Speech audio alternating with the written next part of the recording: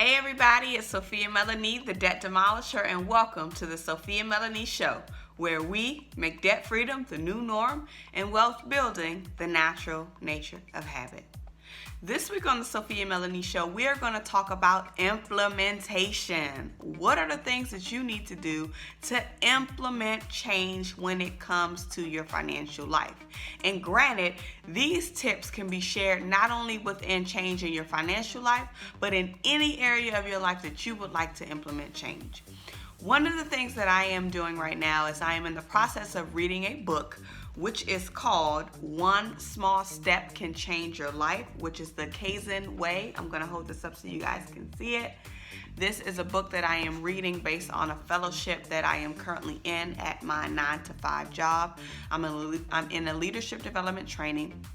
And we are reading a series of articles, a series of books, just to learn different techniques about how to lead change within organizations, lead change within companies, lead change within our lives. And we're reading this book, One Small Step Can Change Your Life.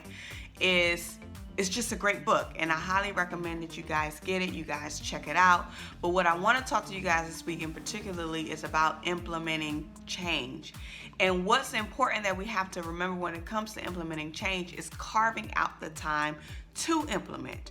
So many times we engross ourselves in learning all of this material. We want to learn different things. We want to get the latest skill set. We want to get the latest strategy, but we don't take the necessary time to figure out what is the timeline that I need to actually implement what I've learned. And I've said this several times during other videos and other episodes that I've released where I talk about going into action. I mean that in a sense because it is so important, because without implementation, without application, you cannot say that the strategy, the tip, the skill, whatever the trait was that you've learned, that it worked for you. And so what I want to encourage you guys to do, especially after the last episode of the Sophia Melonē Show, where I shared with you guys the six steps to transform your financial life, you have to make sure that you are carving out time to implement each step sufficiently before you jump into the next one. So I want to share with you guys why you need to make sure that you carve out implementation time when it comes to embodying the steps and the practices and the skill sets that you learn as a result of trying to implement change in your life. So I want to remind you guys, carve out the time to apply what you've learned, because information without application is useless. So you have to make sure that you are carving out the necessary time to apply what you've learned. Make time to implement. Be careful when you are strategizing your goals and figuring out, okay, how long do I want to take to reach this goal?